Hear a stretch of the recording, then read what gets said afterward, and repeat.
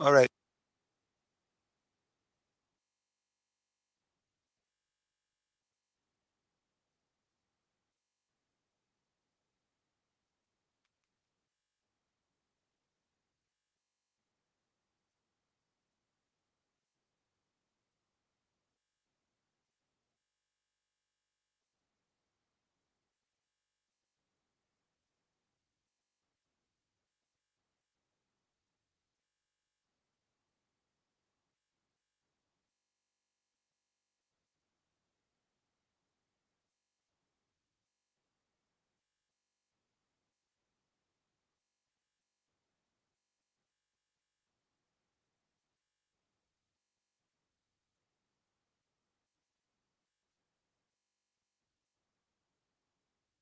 So this part is live. It is live. And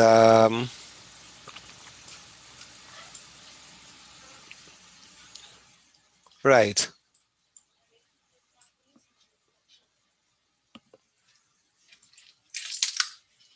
Okay, yes, it's live.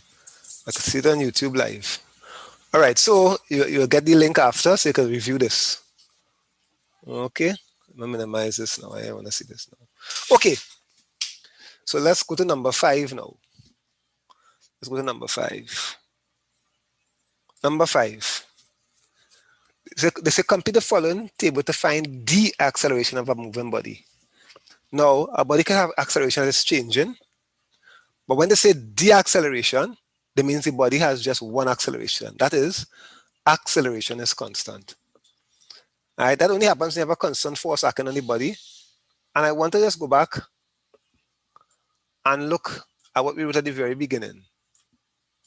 Okay?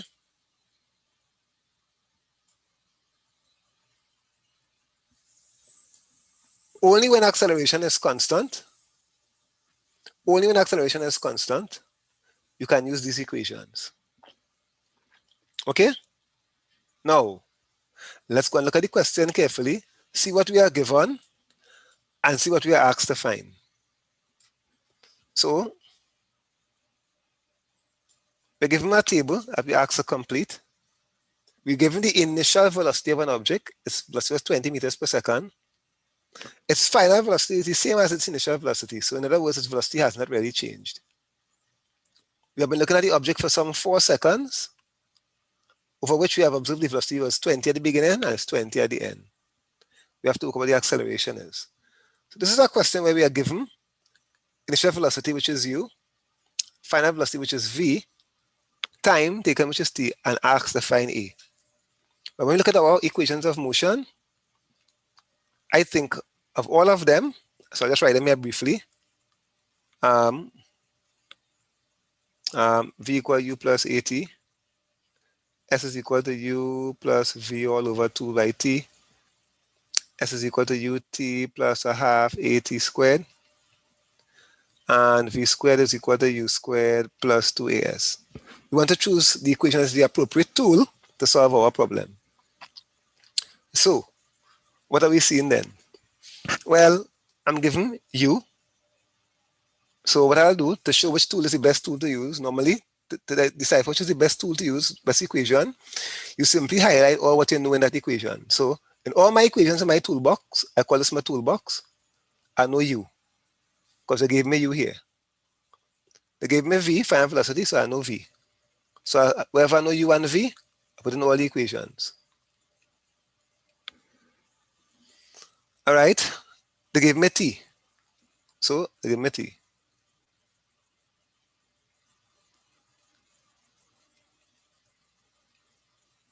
And they asked me to find a. I don't know a, but a is a mystery I have to find. A is here, a is here. When you look at all of those equations, you tell yourself 2 things. First of all, you ask yourself if there's a tool you could use to directly get the answer. Now, generally speaking, with any equation, if you have to be able to solve a single equation, when you substitute everything you know, only one thing is supposed to be unknown in that equation. Only one thing. So in all the equations, I'm going to circle the unknowns or underline the unknowns now. I'm going to underline them in a blue pen. So I don't know A in that first equation. Second equation, it never give me displacement in here. No displacement here or here or here. So S is an unknown. So this is the only unknown in this equation here. Let's go to the third equation here now. I have S is equal to UT plus a half AT squared. I don't know S and I don't know A. So I have to find A. And the fourth equation, I know neither A nor S. When I look at those equations and I write down how many unknowns I have, A and S means I have two unknowns there. This is not a key. This wouldn't help us to solve a problem at all. To solve a problem, when we substitute what we know, you must only have one unknown in the equation. So the orange blocks showing what I know, what I highlighted orange, show the things that I know. This one, I don't know S and A. My two unknowns here, I have two unknowns here. What are they? S and A. And the first one, two unknowns were S and A as well. In the second equation, I have one unknown only. When you have one unknown, you know that's a key. One unknown. Only unknown is S. So substituting what I know will allow me to get S. Now, in the first equation, I have one unknown, and that one unknown happens to be the acceleration. So if I use the first equation, I can find A if I rearrange the equation for A, and that's what I want to find. So let me start off by saying any equation where I have two unknowns, I wouldn't use that to start my problem. So more than one unknown. Once I have more than one unknown, I can't start. It's like a key going in a lock and it can't open the lock. It's the wrong key. So these two are wrong keys. Won't work at all. This is a key that would work for sure. Once you have one unknown and you substitute what you know, once you have one unknown and you substitute what you know into the equation, it is a key that will work. But the question is, if they actually get a key to open the front door and you get a key to open the garage, well, the key worked, but it didn't give you what you wanted. What you wanted to find in the question was A, our acceleration. Our acceleration is what is of interest to us. And so I will use this key because that's one unknown, which means it could work. And the unknown, when I do find it, is the exact thing that I want, the acceleration. The question asks us to find the acceleration. And that's the general methodology you adopt when looking to choose which equation will help you out. It's much like somebody going into an apartment. Let's just imagine, for instance, that you're on your way home and you have a bunch of keys and you're approaching your apartment. All of a sudden, you see a pit bull that was loose. A rabidly mad dog running towards you. You have your bunch of keys, you have your front door. There's another door that's kind of far away that you'll have to run to, and you have a key for that door. But here you have this door coming towards you, and the dog hold on to you, you're in problems. It's a pit bull, one of those killer dogs. Well, what you'll have to do is quickly find the right key to open the door. Some keys just would not have you enter your house. It might not the outer doors of your house. It might open your bathroom door or your bedroom door. But to get into your apartment, either your front or your back door, that key is not going to help you. Well, all those equations are keys. But in certain situations, you have to know which key will help you. The key you need to solve this question is the key that provides you the shortest route to what I ask you for. Now, the second equation, let me use my annotation tool. All right. The second equation here is a key. It would work because it only has one unknown S. But that's like trying to open the side door and then come back to open the front door, right? That's a long way around, and this is not the ideal equation to choose. If you notice, the A that I want to find does not feature in this equation. It will work. I'll be able to get S, but S was not what I wanted.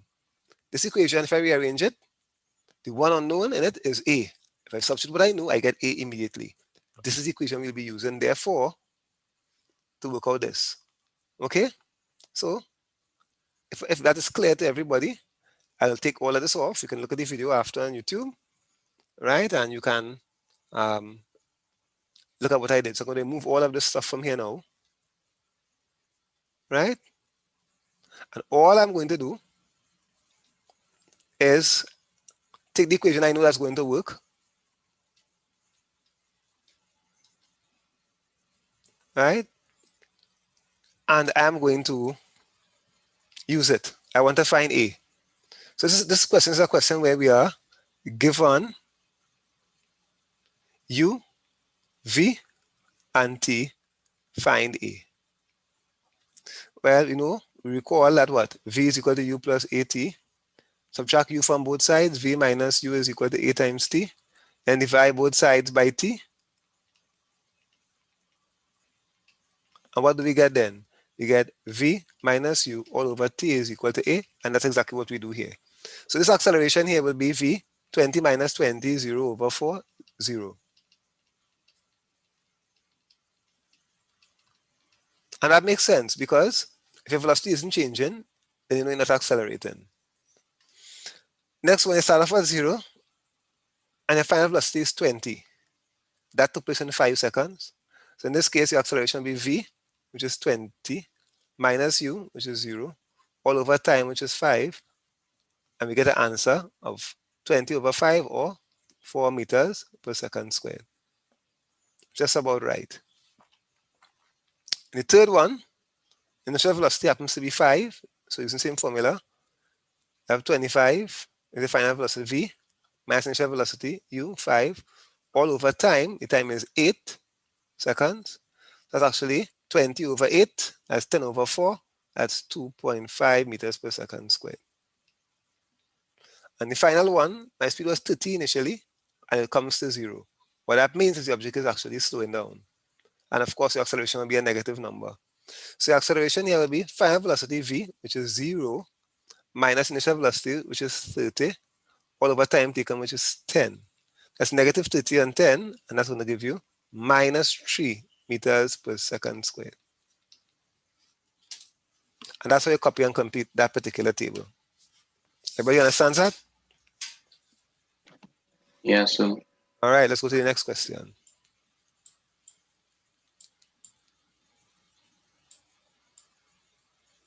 All right. So now a car moving along a straight road, initial speed 3 meters per second. Once it's along a straight road, you know its speed and its velocity. It's in a straight line. So you could say its velocity is 3 meters per second. Okay? Its acceleration is 2 meters per second squared. What's the speed of the car after 5 seconds? So tell us that the initial speed, which is like initial velocity, is going to be U. Right? And that's U is that. Its acceleration, they're telling us. Its acceleration is that. So, right? It's the time that passes over which its acceleration takes place is 5 seconds. That is the duration of the, that's the duration of the,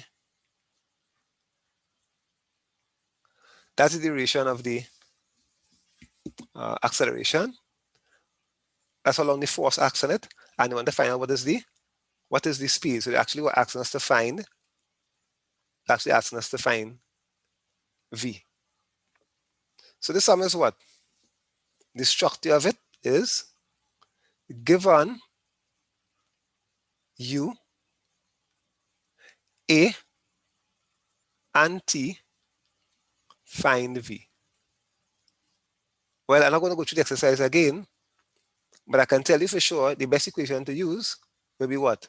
V is equal to U plus AT. Of all the tools that you could use for equations, this is the best one to use. And you know what? We immediately given V as the subject of the formula. So all we have to do is just substitute numbers. So initial velocity is 3, acceleration is 2 meters per second squared, and the time is 5 seconds. Right? And that's going to give us 13, 3 plus 10, 13 meters per second. Easy. Okay? A car moving along, number 7, a car moving along a straight level road, again, initial speed, 20 meters per second. So in this question, what did they give us? They gave us U.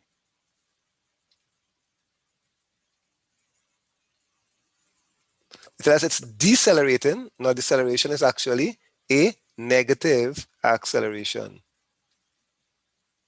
Right? So this is a negative. This here actually means that the acceleration is equal to negative 2 meters per second squared, meaning that it will slow down. They're asking how long. So when they ask how long, our mystery quantity obviously is going to be the time. Right? So how long means we're trying to find t. Let's take for the car to stop. If the car stops, that's another way of telling us technically that the final velocity is 0. That tells us clearly that the final velocity v is 0. So this question is one where, again, you are given u, a, and t. At this time, you're asked to find v. So you must take the formula v equal u plus at. Sorry, you're given u, a, and v, sorry, and asked to find t. Right? So you want to make t, so we got the formula again. So you just say v minus u is equal to a times t. You divide both sides by t now, so you get v minus divide by t on both sides. So v minus divide both sides by a. I'm sorry. Divide both sides by a. So you get v minus u and a is at on a. The a is cancelled and you get t is v minus u on a. Therefore, this question, the time taken to slow down will be v. Final velocity is 0 minus u minus 20 all over a, and a is what? Minus 2.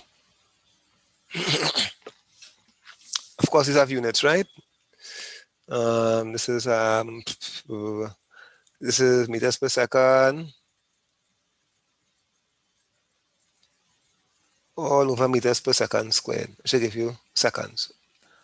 Right, so that's 20, minus 20 and minus 2. The time will end up being plus 10 seconds. Simple. All right, let's look at number 8.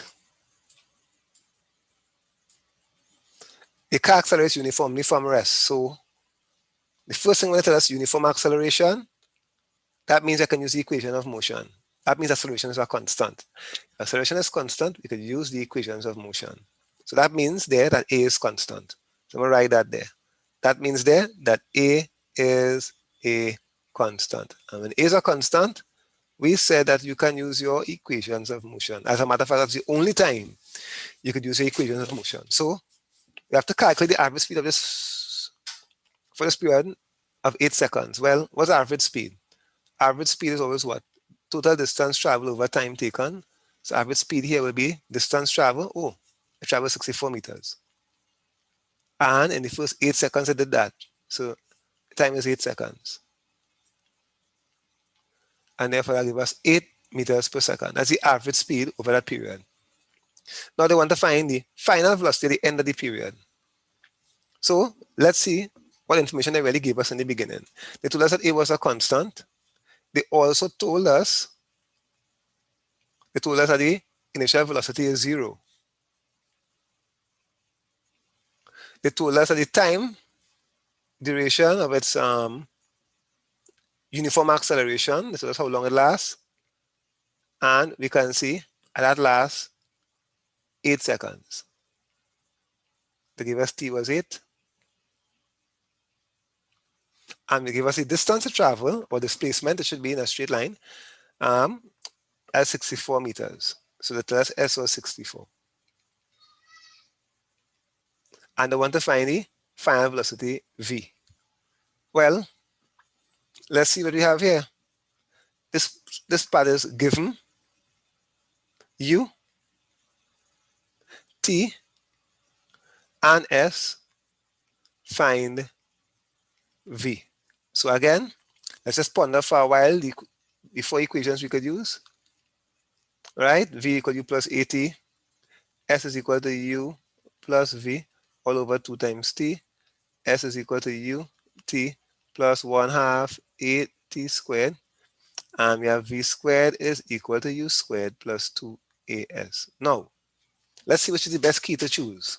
Well, it only makes sense to choose a key that has enough to help me to find what I want. So let's look for the equation that have v in it. This one have v in it, this one have v in it, This one doesn't have v in it at all. So he's like, let's like you're trying to get a key to open a door inside the house. Not helping, right? Not making any sense. Doesn't give me v. This one, he has v in it. So these three, I could begin to consider them because they're going to get you where you want to go. They have at least what you're interested in, v, in it. Now, if you look at the equation carefully now, what else do I know? Well, the more I know about the equation, the more useful it becomes for me. So we are seeing that we know the value of u.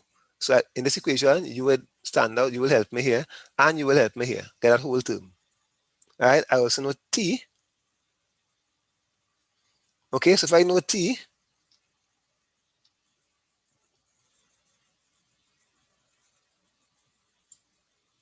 right, if I know t, and t will help me in this equation, knowing t, this equation, wow. All right, this equation, right, I said I knew u as well. Okay, I said I wasn't considering this equation at all. Why? Because it wasn't giving me any help to find what I wanted to find. No v wasn't in it at all. And I just said I know t. T is not in this equation here, so I can't use this. I also am told, oh Jesus, I'm not supposed to do that. Oh Lord, this is going to freeze up. Just 1 second, it will erase itself just now.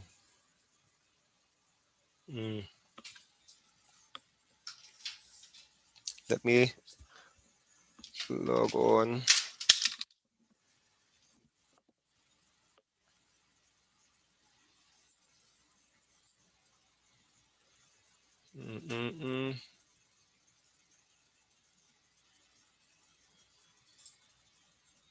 All right, I think we're back. All right, so we are back. There we go. Right? So what I see that I know U, T, and S. So I also know S. Let me show you all the S's that I know in all the equations. Use a color that I have not used before, S. So S is known here, and here, and here, and so on. Now what I want to find is V. And when I look carefully, I'm sorry, why did that change up? Right. That V there is the only unknown. That V. As the only unknown. Let me just back pedal. Bam. Right. V here. This V here is the only thing I need to know in that equation. As the one unknown, that's what I want to find. That's my choice. Here, I don't know A. I have two unknowns here. As V and A. Here, V is the only unknown. Here, I have two unknowns. No, it's not that I have two unknowns. I know U as well. I know U as well, but I didn't have V in it. Oh God, Lord have mercy. All right. V was nowhere to be found in this third equation. In this one, I don't know V, neither do I know A. This one has two unknowns, and that's a problematic one. Don't know V, nor A. Problems. I mean, the obvious candidate is to use the second equation because it has all what I want to find. Then what I have to do is rearrange that formula to make V spherical the formula. So again, I have S is equal to U plus V all over 2 times T. Multiply both sides by 2. So I get 2 times S. Will be 2 times U plus V all over 2 times T. I think everybody could, I hope you all could see what I did there. All right, I multiply both sides by that 2. Okay? And of course, that 2 will cause these two 2's to cancel here. So I would have gotten that 2S, 2S. Oh God, come on, man. 2S is equal to U plus V times T. So if I divide both sides by T, I'll get 2S over T will be equal to U plus V in brackets over T on T. These will cancel. So that means we have 2S on T is equal to U plus V. And all I really want is V. What I'll do, I'll subtract U from both sides. So I say 2S on T. So take away U from both sides. That's it. So 2S on T, take away U is equal to U plus V, take away U. The U's cancel obviously, and therefore you get V is u minus 2s on t. Let's put in your numbers now. So your final velocity v is, let's go up and see what our numbers were.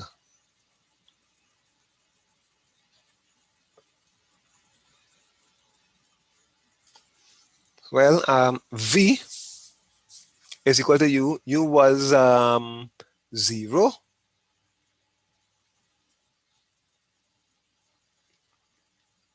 Two times the distance traveled was 64 meters. And the time was 8 seconds.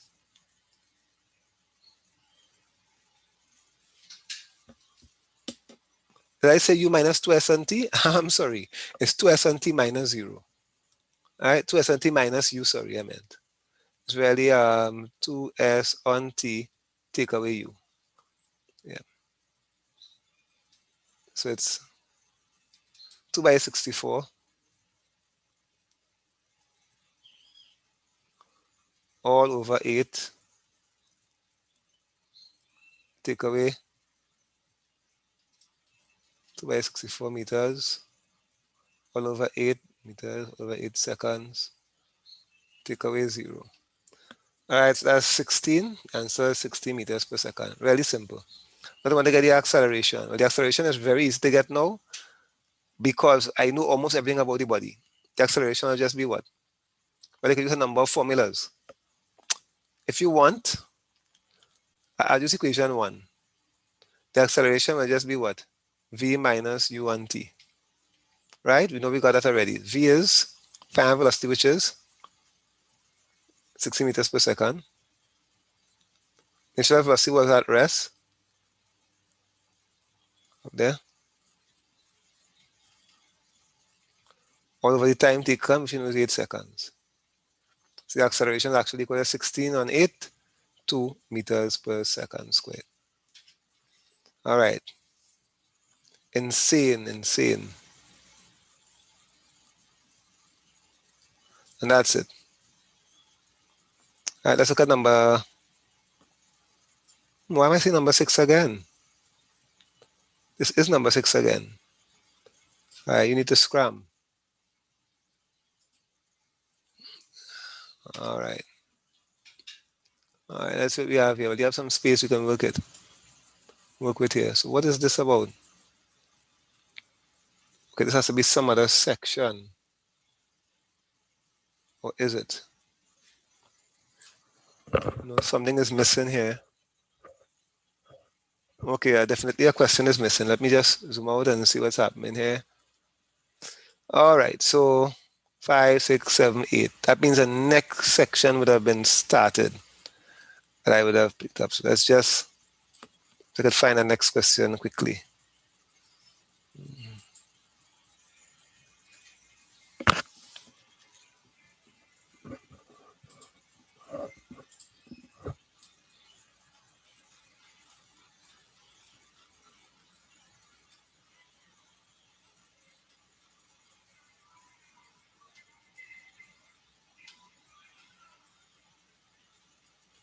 Okay, so I think I found the guy. I found the guy. The next section starts.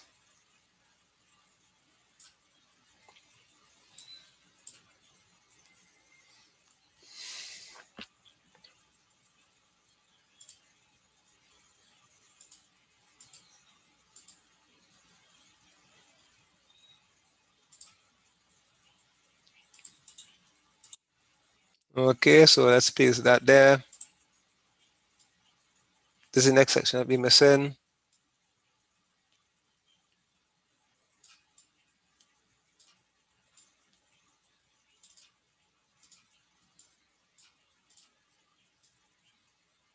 All right, there we go.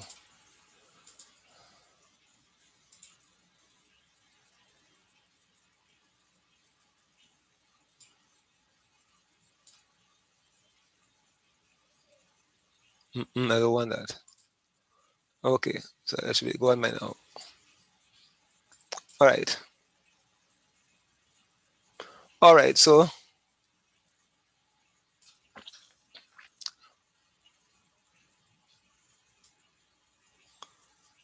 Right.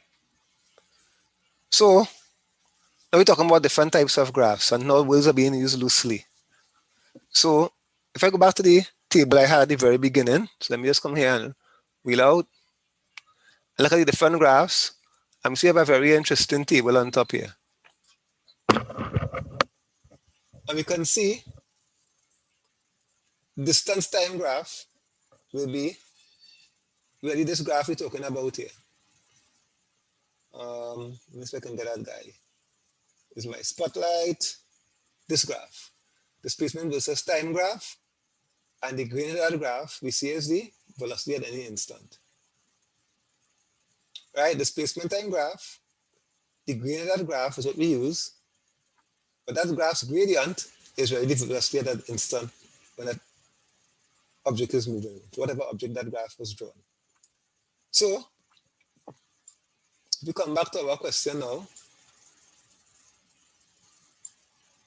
the question starts focusing on what? The gradient of the distance time graph gives the what of the moving object? It gives the, since it's distance time, we'll say speed and not velocity. A velocity time graph, this was velocity written here. Sorry, it was displacement, sorry, written there. I'm sorry. If that was displacement.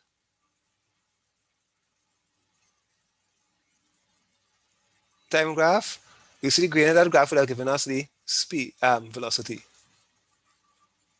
But the word they have there isn't displacement, they have distance. So you say that actually really gives us, therefore, the speed. Right? The gradient of a distance time graph will be the speed. The gradient of the speed time graph, so now talking about the speed time graph now.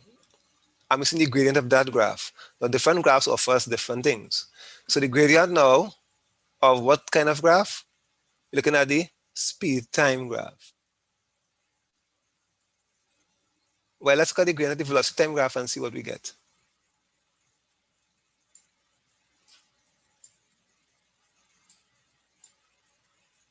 Oh Lord. All right.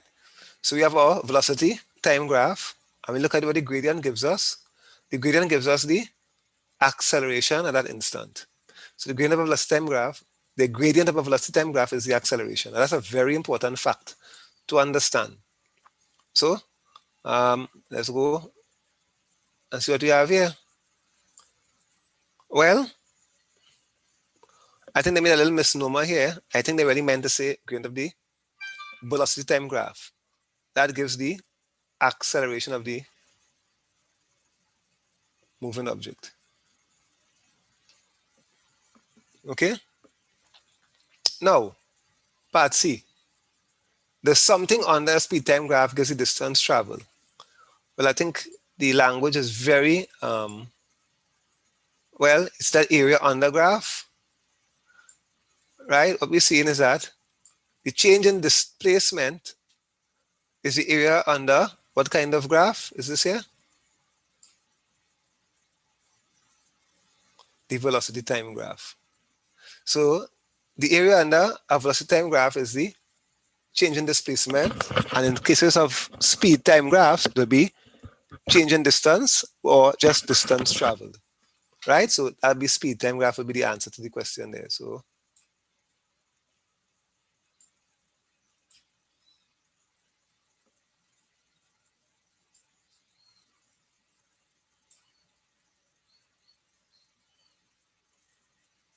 right, so it is the area under speed time graph. The answer is going to be area. Gives you distance travel. Now, based on what we just said, let's look at graphs now. This told me to sketch a distance time graph of an object traveling with constant speed. Now, watch carefully. Distance time graph, what you would in, very important to understand it, distance time graph. And I want to find out what is constant speed on that graph. Now, what is speed on a distance time graph? On a distance time graph, let me point at the line that refers to that. On the distance time graph, speed is the gradient. So to show constant speed, I must have a constant gradient. And to have a constant gradient, all I need is a straight line. So any straight line, like a line like that, or